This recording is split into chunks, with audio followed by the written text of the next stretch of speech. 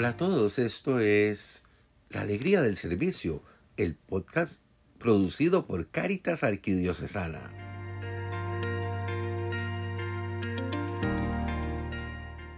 En nuestro episodio anterior presentamos el pensamiento, la vida y la obra de San Agustín de Hipona, aquel grande pensador de la Edad Media. Ahora, en este nuevo episodio de La Alegría del Servicio, presentaremos a Santo Tomás de Aquino, quien vivió entre el año 1225 y el 1274. Y de la misma forma que sobre San Agustín presentamos el contexto histórico en el que vivió, su pensamiento social, sus obras, su vida, nos acercaremos al Aquinate presentando los mismos elementos.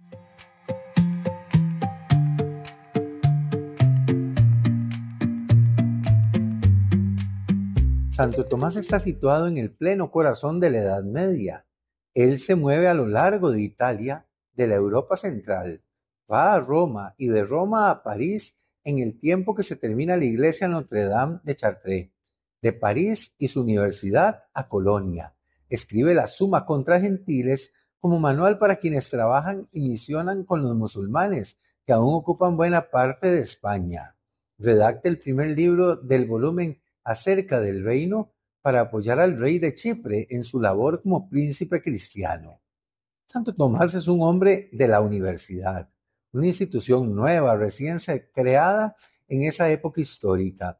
Era hijo de señores feudales, miembro de una orden contestataria, los dominicos, respecto a una jerarquía y clero algo alejado de los ideales evangélicos, y un profundo renovador en la manera de enseñar teología, al utilizar la mediación de las categorías filosóficas de Aristóteles, recién redescubierto en Occidente gracias a los musulmanes. El Islam rodea la Europa central, por el sur y por oriente. A través de ese contexto religioso y político internacional difícil, se introduce la filosofía de Aristóteles y la ciencia griega antigua en Occidente. Además, los comerciantes, los viajeros y los misioneros que se aventuran más allá del mundo cristiano conocido toman conciencia de la amplitud del universo y de la variedad de culturas. En este mundo le toca vivir a Santo Tomás de Aquino. Queremos dar algunos datos y algunas pinceladas de la situación política, social, económica y cultural que nos ayuden a situar su importante aporte para el pensamiento social de la Iglesia. En cuanto a la situación política, debemos señalar que no existe Estado como se concibe en el sentido moderno, sino relaciones locales de vasallaje entre los señores feudales y sus vasallos, y de igualdad entre señores. En la cúspide de estas relaciones está el rey. El rey es cabeza del cuerpo político a imagen de Dios en la tierra. Su tarea es gobernar y disponer los negocios del reino de modo de alcanzar la paz y la disciplina para el reino. Tiene a su servicio un grupo de funcionarios que le asesoran en la administración de los bienes, en la preocupación por la seguridad ciudadana. Este grupo, generalmente perteneciente a la baja nobleza, abraza el ideal caballeresco de hacerse notar por sus hazañas, las que pregonan y cantan los juglares y poetas.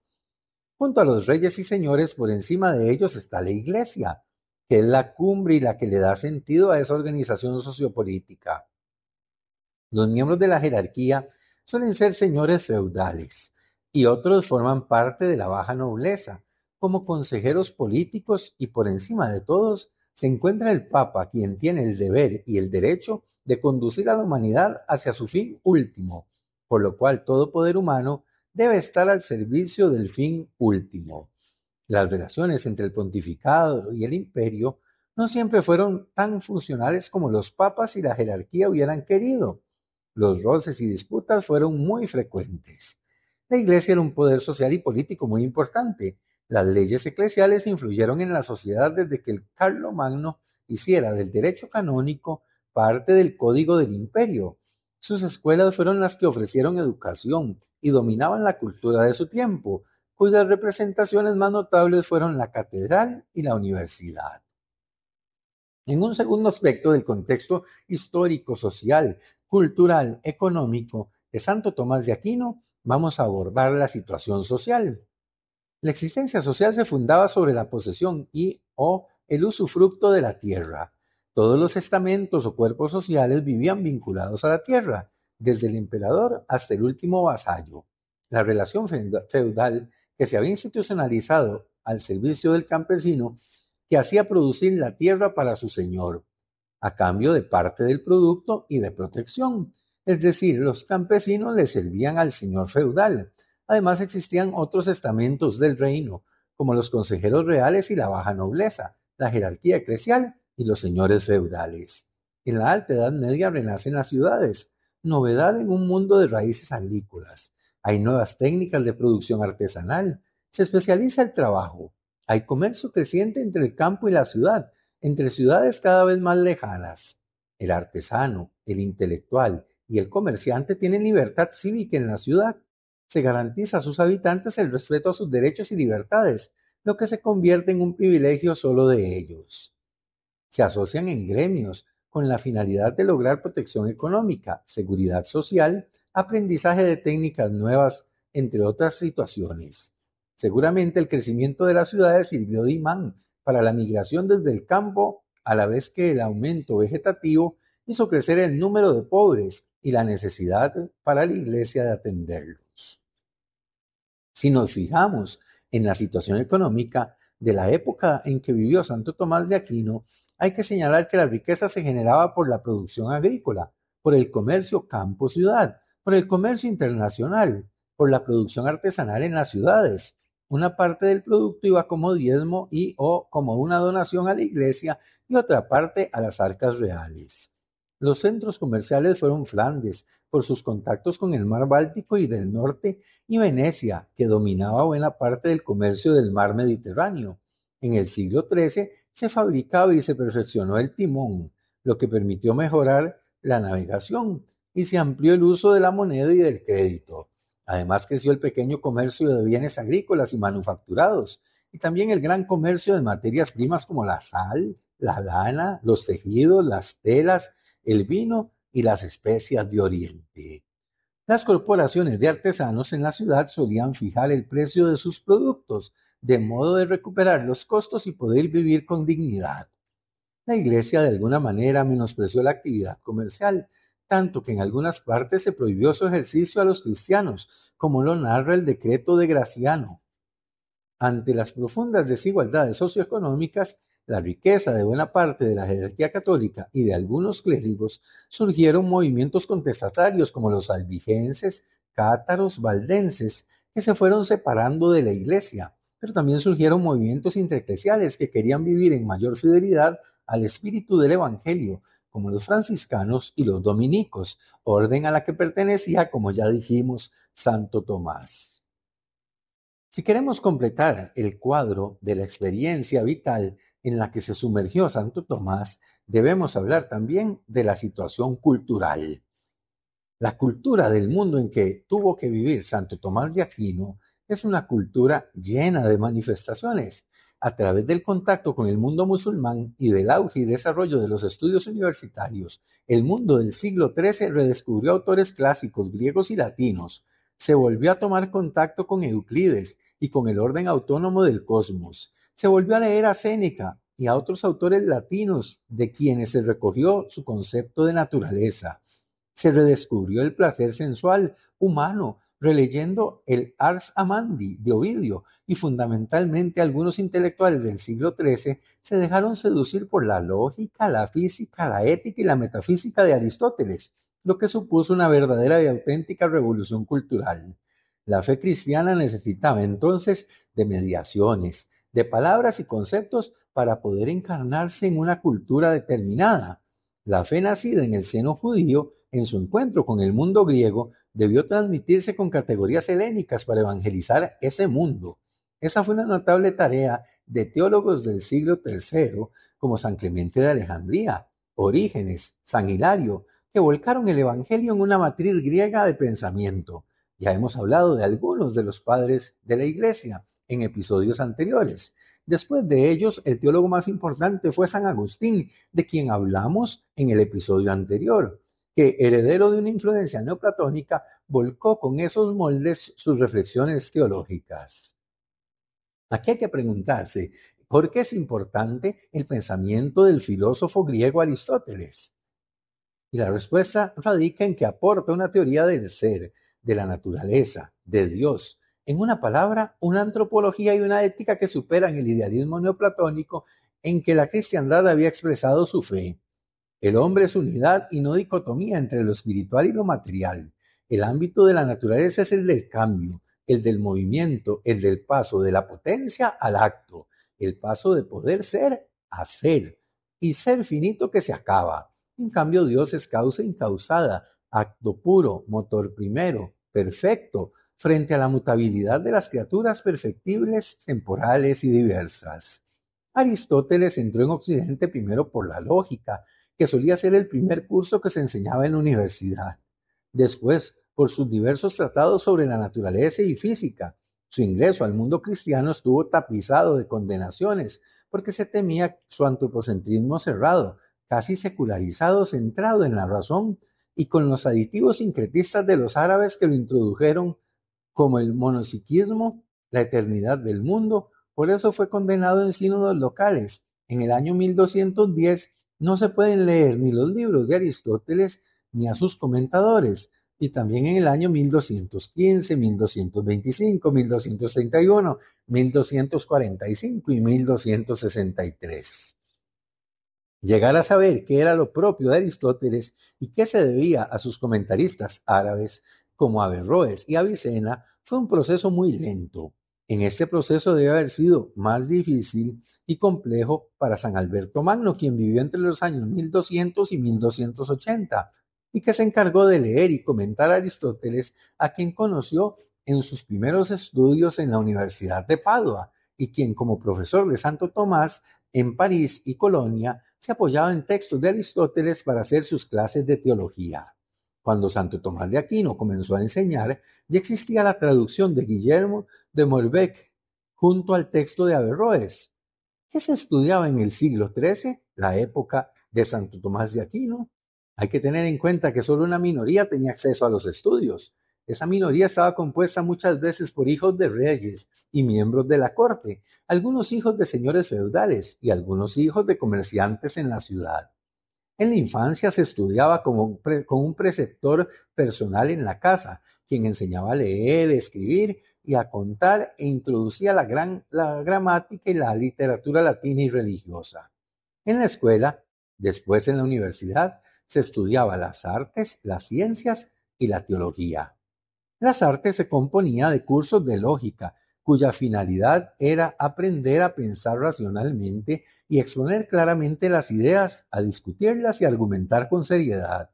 Además, tenían cursos de literatura, cuyo objetivo era dominar bien los clásicos y los diversos géneros literarios, y finalmente la retórica, que pretendía que los alumnos cultivaran el arte de hablar y escribir bien.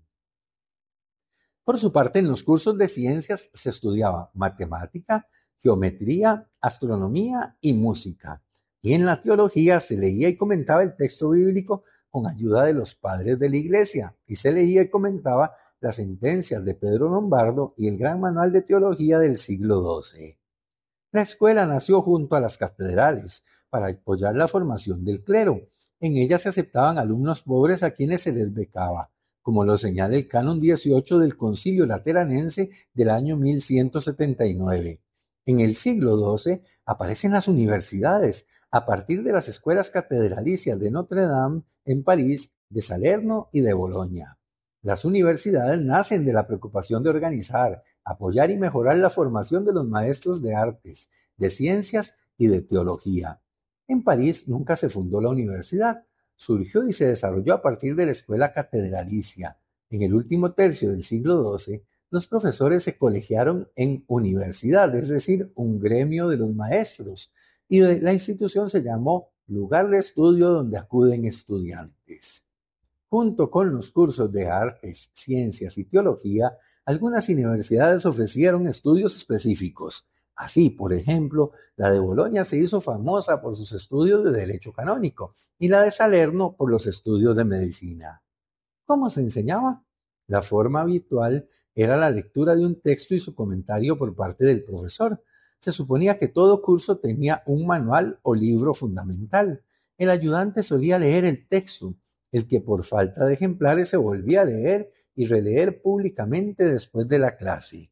Además, cada 15 días los profesores se juntaban con los alumnos y un profesor exponía un tema controvertido, el que se discutía públicamente.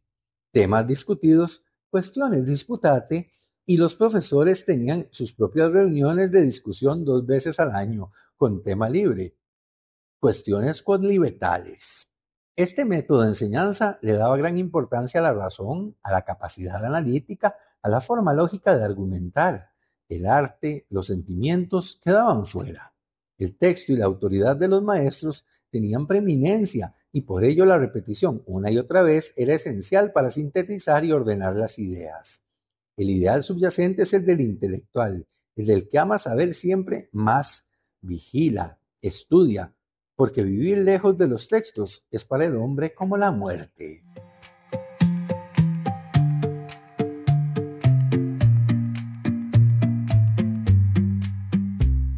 Vamos ahora a presentar algunos datos de la biografía y a la formación y de los escritos de Santo Tomás.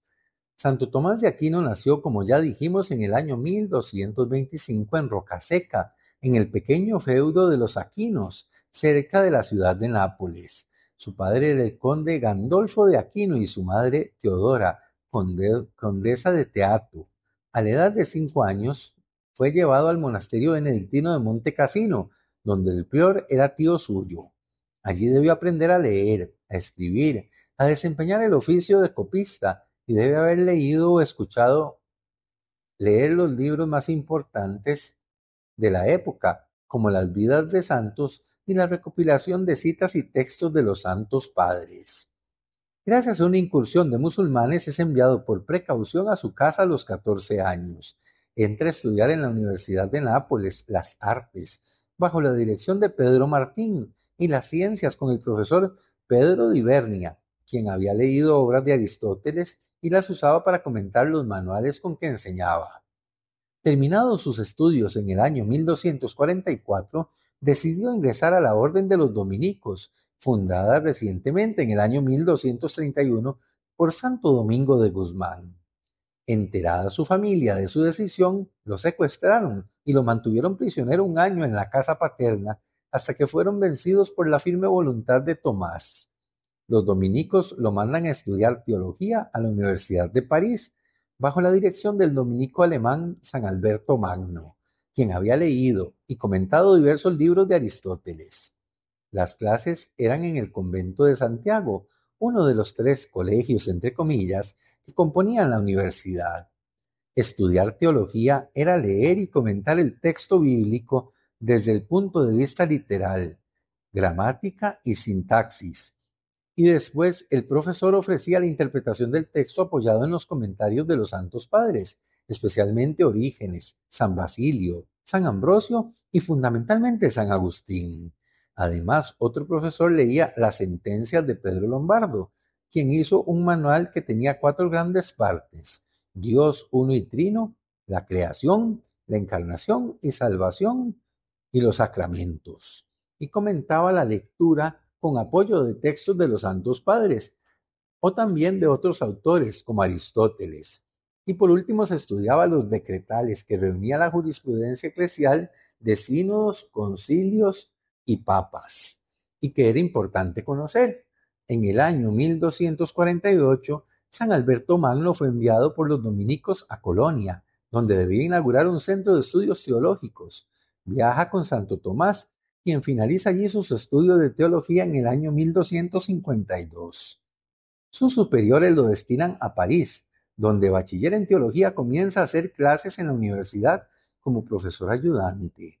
Así, entre los años 1252 y 1254, es lector de la Biblia en el Colegio Santiago y publica Del ser y la esencia.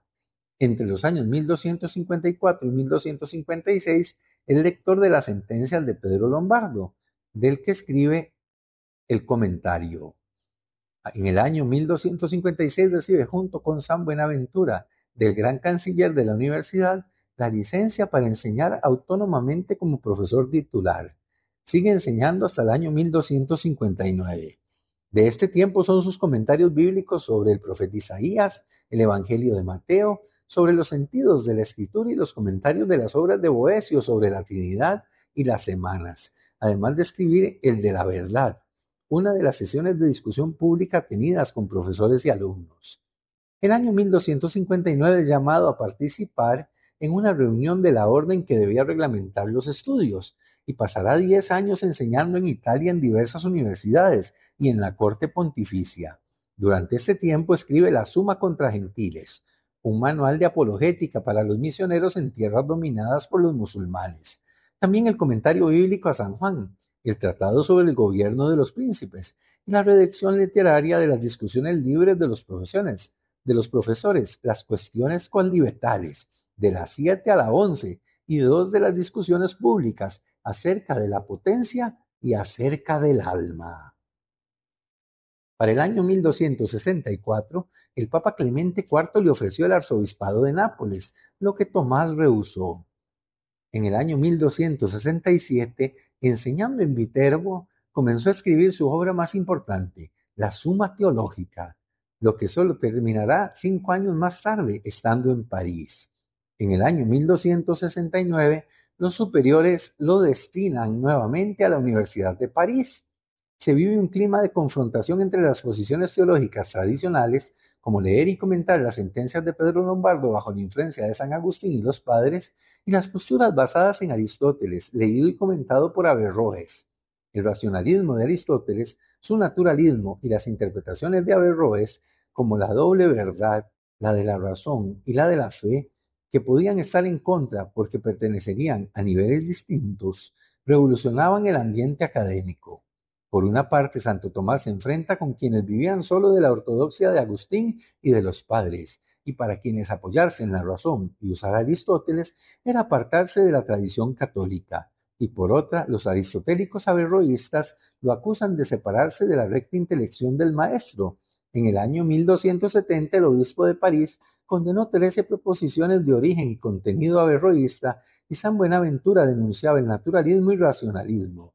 Mientras tanto, Tomás profundizaba la noción de naturaleza y su confianza en la razón y en los métodos racionales.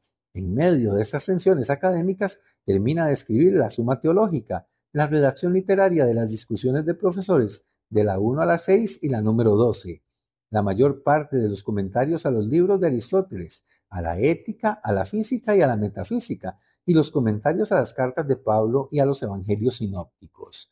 La confrontación se volvió tan áspera y dura que sus superiores le ordenaron en el año 1272 volver a Italia y fundar un colegio mayor en Nápoles, donde enseñó. En este tiempo escribe un segundo comentario a las cartas de Pablo. El Papa lo nombró teólogo papal para el segundo concilio de León y murió en el viaje.